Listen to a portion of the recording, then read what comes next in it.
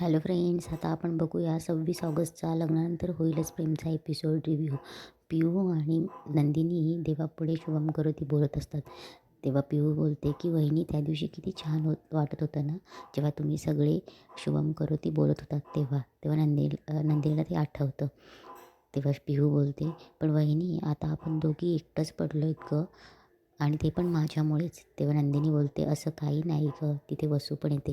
तेव्हा पिहू बोलते, नाही वहिनी, जे खरं आहे ते खरंच आहे.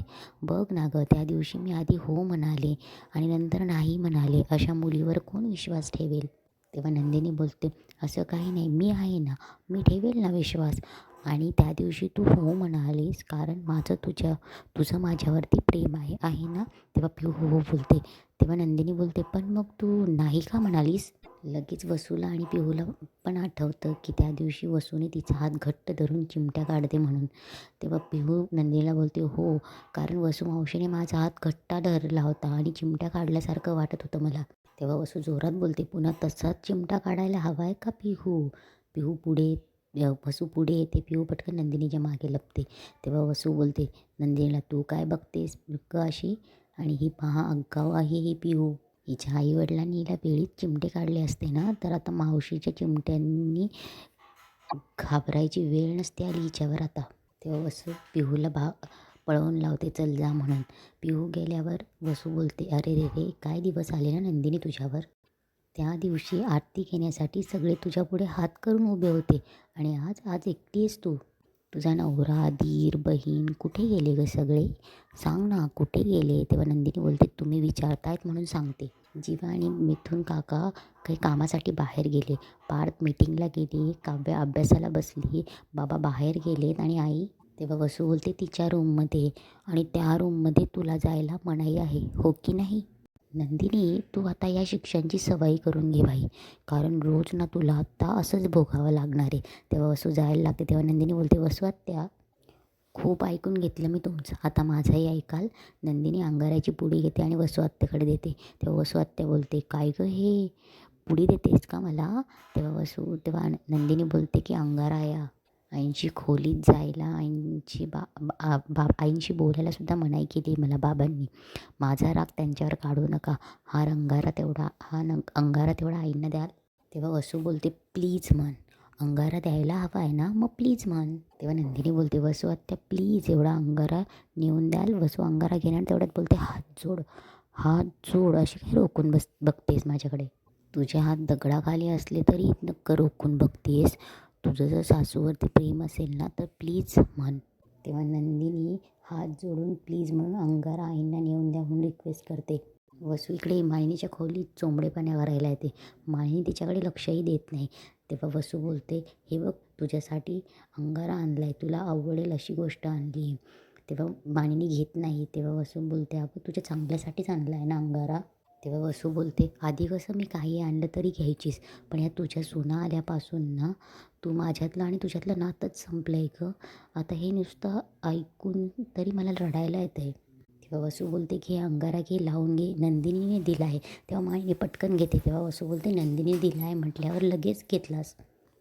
तेव्हा वसू बोलते, अगं अंगारा आहे तो, कोणीही दिला तरी अंगाराच राहणार आहे. आणि विक्रमला जर कळलं ना की नंदिनीने दिलेली गोष्ट मी तुला आणून दिली, तर माझ्यावरच भडकायचं.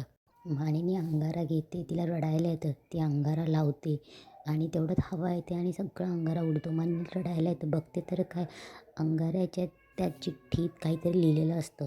तेव्हा मानिनी चिठ्ठी वाचते. त्यात नंदिनी लिहिलेलं असतं, प्रिया ही सासूला लव्ह लेटर लिहिणारी मी पहिलीच मुलगी असेल.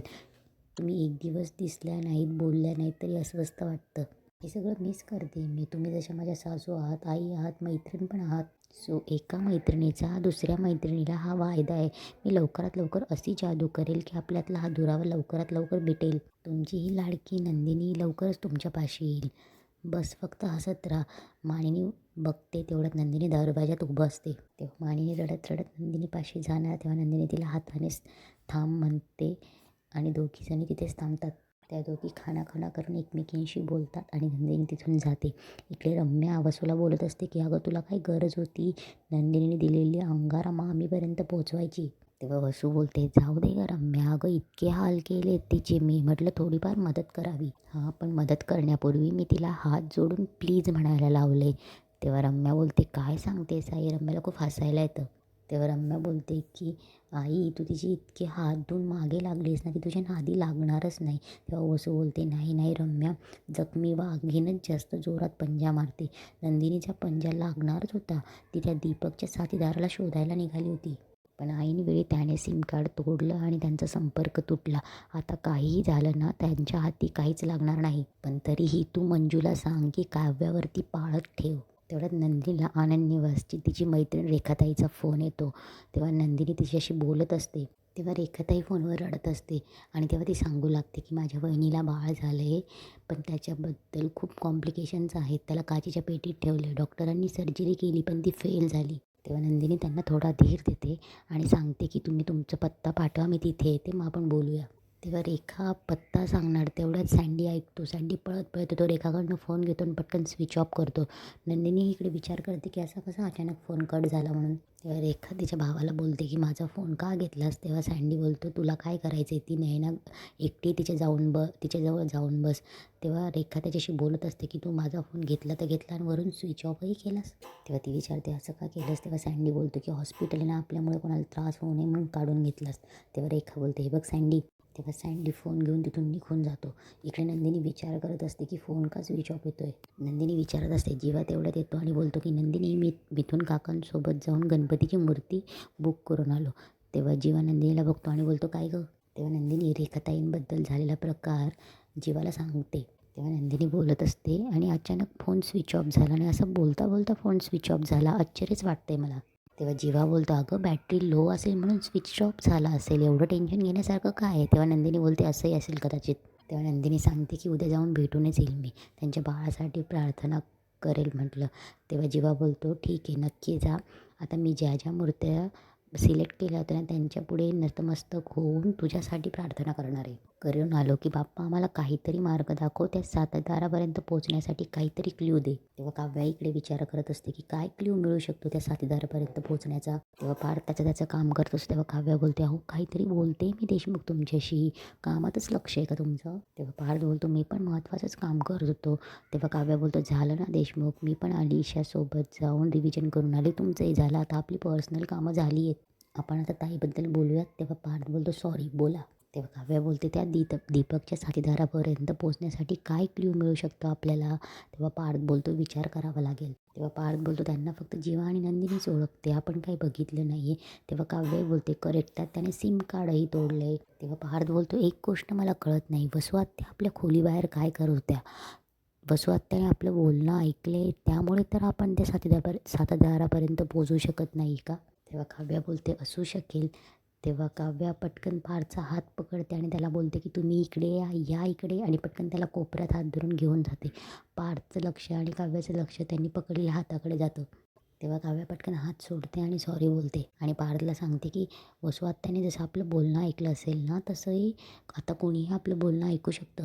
आता आपल्याला अलर्ट राहायला लागेल देशमुख. भिंतींना पण कान असतात. कुठे होतो आपण? तेव्हा पार्थ हसतो आणि बोलतो, ते तुम्ही हात पकडून इथपर्यंत आणलं मला. तेव्हा काव्या बोलते, आपण वसू आत्याने आपलं बोलणं ऐकलं असेल का? इथे होतो ना? तेव्हा पार्थ बोलतो, हां हां तिथेच होतं. तेव्हा काव्या बोलते, 100% ऐकलं असणार आहे त्यांनी आपलं बोलणं, त्याच्याशिवाय का इतका मोठा योगायोग? आपण दीपकशी इथेच बोलत होतो आणि आपण दीपकशी बोलल्या बोलल्या त्याच्या साथीदाराने सिम कार्ड तोडून टाकलं, असं कसं होऊ शकतं? त्यांचं सगळं लक्षही आपल्या हालचालींकडे. तेव्हा पार्थ बोलतोय, घ्या, आपण सगळ्यांनी एक्झिक्यूट व्हायच्या आतच. तेव्हा काव्या पार्थला मारते आणि बोलते, तेव्हा पार्थ बोलतो, का मारताय? तेव्हा पार्थ बोलतो, असं असेल तर आपला प्लॅन एक्झिक्यूट व्हायच्या आतच रिव्हील होईल आणि तुमच्या ताईचा प्लॅन नाही सिद्ध होऊ शकत. तेव्हा काव्य पार्थला सांगत असते, आपल्याला ताईचा खरेपणा सिद्ध करावा लागेल.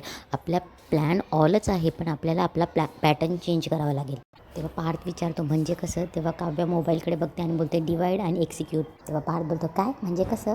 तेव्हा काव्य बोलते, तुम्हाला कोणी आर्किटेक्ट केलं हो? तेव्हा पार्थ बोलतो, ओ हे बघा. तेव्हा काव्य बोलते, ऐका, म्हणजे डिवाइड अँड एक्झिक्यूट म्हणजे आपण आपला शोध सुरू ठेवायचा, पण ताई आणि जीवा ताई आणि जन्मजय यांनी त्यांच्या खोलीतून आणि आपण आपल्या खोलीतून. तेव्हा पार्थ बोलतो हां. तेव्हा काव्या पटकन फोन लावते. तेव्हा इकडे नंदिनी आणि जीवा दरवाजा लावून बोलत असतात की तेव्हा नंदिनी विचारते आम्ही आमच्या रूममध्ये आणि तुम्ही तुमच्या रूममधून का. तेव्हा काव्या बोलते अगं ताई विसरलीस का तू, वसू आत्याने आपलं बोलणं ऐकलं होतं, भिंतींनासुद्धा कान असतात. तेव्हा काव्या बोलते तुम्ही पण एका कोपऱ्यात जाऊन बोला. जीवा पटकन फोन घेऊन बाजूला जातो.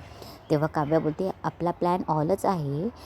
लगेच पार्थ बोलतो डिवाईन एक्झिक्यूट. काव्या पार्थकडे रागाने बघते आणि फोन त्यांच्याकडे देते. तेव्हा जीवा बोलतो म्हणजे. तेव्हा पार्थ अडखळत बोलतो म्हणजे आपण आपला शोध सुरूच ठेवायचा वेगवेगळ्या रूममधून, म्हणजे आपल्यावर संशय येणार नाही. आणि इथेच आजचा एपिसोड संपतो.